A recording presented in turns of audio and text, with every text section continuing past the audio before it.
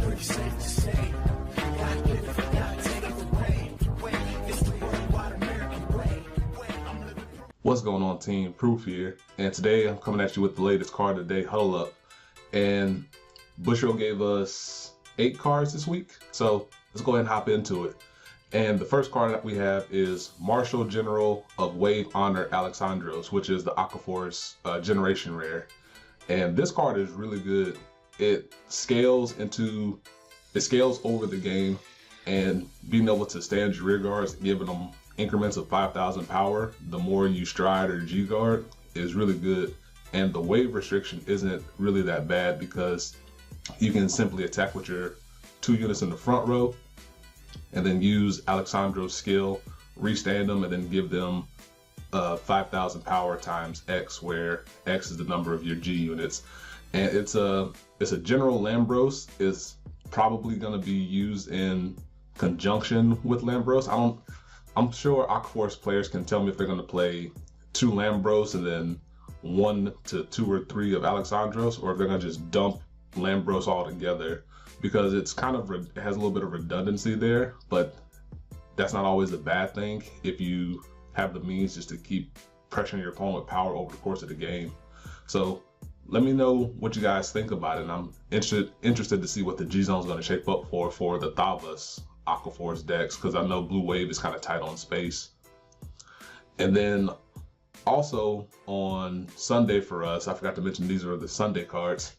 We have Battle Siren Shipra, a Thavas support card. And being able to get resist for Thavas is really easy, but she can also on top of that attack for 11,000 because she's being a 9k grade 2, which is really good. And just resist being spread amongst all the Aquaforce cards just gives them a counterplay against Lock, Retire, and Huddle around. All those cards that can just interact with your board, they can pretty much just shut that off. And it's really nice to see that they have a means to get around it, because that was a big thing with Aquaforce, was just having a good means to deal with Lock over the course of the game. And then with the big Link Joker focus that's going on right now, especially when they get support in the Star Booster coming up, it's nice to see that they have a little means of counterplay around it. And her ability just to draw and get extra power, so she can attack for 21 with a 7k booster that you can restand her with Alexandros or Lambros, and then be able to use the skill again. We'll see if they get an extra means to countercharge, because a lot of the cards just counterblast. So we'll see in the remaining support they get a means to countercharge in the future. And then our Monday card was Blue Wave Shield General Yorgos, which is the PG for Blue Wave. And his ability to attack from the back row, I don't know if that is enough to make him want to be used over the countercharge PG, just because Aquaforce across the board is big on using counterblast, and they don't have really good means to get it back. Besides Supersonic Sailor, I think that's his name, Supersonic Sailor. So with their limited means to currently countercharge, they might go more for the old school countercharge PG over Yorgos here. So I don't know if he has enough oomph to make people want to replace that. So we'll see. In our Tuesday cards, the first one is Holy Celestial Raguel here. And it's interesting to see that they gave Celestials this kind of support, because it's kind of a rescue card wrapped up in a Celestial card, which is kind of weird, because it make you think, why not just make it a Gavrail support card? And being able to have a form of multi-attack that's not technically rescue related, but still has a rescue check, is also weird. But that being said, it allows an Angel Feather player that's using Celestials to have the means to multi-attack, because you can just call out the cards, give them plus 5,000 power, let them do their thing. And along with the Raguel here, we got Grafting Celestial Jhudiel, and it's a Celestial Strider card. And it's really cool to see that they have the means to tutor out their deck, which I'm not sure if Rescue has that much flexibility with tutoring, because I know old Gavrail is top 3, but her being able to just Soul Blast when you stride just to put a card from your deck into your damage zone kind of fuels her beginner ride phase ability. And if they continue to give cards to Celestial of this vein, it's being able just to toolbox your deck out like they used to, from what I can remember. And it'd be really interesting to see the competition between the Rescue deck and the Celestial deck once the whole set is fleshed out, because I think this card is pretty good given what it does. And our Wednesday card here is Liberator Improved Falcon. And it'd be really interesting to see where this card falls at the end of the day, just because I'm not sure where its place exactly is. And Gurgwit likes cards that can function when you guard with them, generally, meaning this card only functions when it guard from hand for its PG ability, but Gurgwit prefers it if you can be called from anywhere for old Gurgwit's GB2 ability. But being able to choose cards that are locked and put them to the bottom of your deck and refresh your field against lock in an act phase ability is where this card really shines. And it'll be cool to see where it falls once all the support is out, because this card and where the Link Joker scene is at the moment after the set drops, because being able to have a means around that might be enough for Gurgwit to get around it, because it's not restricted to Liberators only. And in the Liberator deck, it's another means that's not Ezel to be able to unlock your board, which is really nice.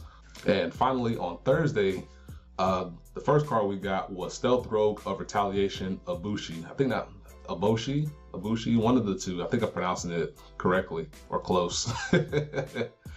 And this card has two really good abilities that synchronize together when you put it together in the context of the meta itself.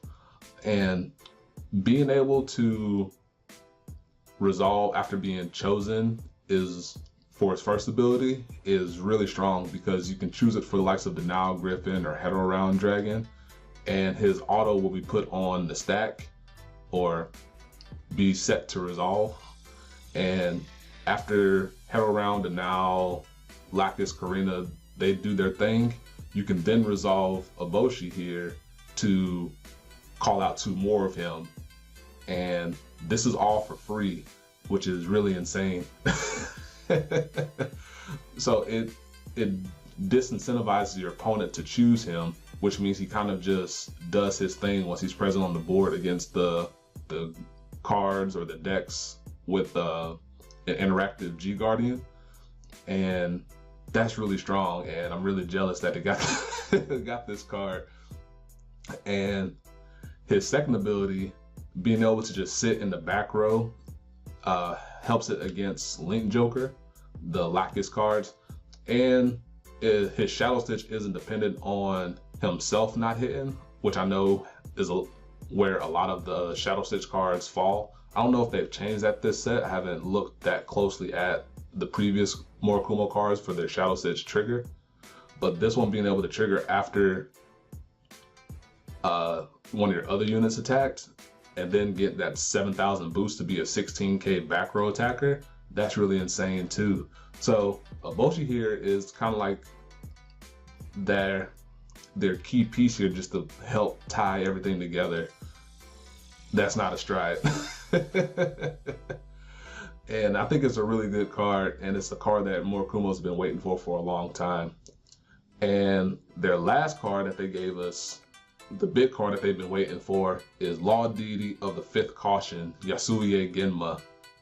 And finally, Murakumo's got a potential finishing option if your opponent is not at 5 damage, such as Tenma. Because Tenma's best turn always happened when your opponent was at 5 damage. If they were at less than 5 damage, you had to hope and pray that they didn't hit a damage trigger on that 5th check to then shut out your entire turn. And that variance there was not great for the Murakumo player. But now, if your opponent is at 4 damage, you can go into Genma here, and now you can pressure them with the GB3 just to give your entire front row that extra critical trigger. assuming that he doesn't hit, which means at worst, they take the hit and now they're at 5 and put themselves in Tenma range. And his first ability, just choosing a card on your rear guard or drop, you get so much flexibility so that you can potentially be aggressive with your early cards, and if they're not returned through Fugen or other means like that, you can choose them with Genma here, clone them, and then they can return back to hand for later, so you can get double use out of them. And that's really strong. It's an amazing card for Murakumo players to get, and finally that pressure that they've been looking for to help fill out the rest of their game, because they had Buster early, Tenma late, and even then they had Goma for first stride. So their stride zone is coming together into more of a cohesive unit here, where they're plugging the gaps along the way and they're getting that flexibility and option that they've been looking for. So kudos to Kumo for getting really solid support here in just these 2 cards alone. But that'll do it for me. Hope you enjoyed. Look out for more. This is going to go on the playlist along with the rest of them from the previous week. And yeah, that'll do it for me. And until next time, peace, be easy.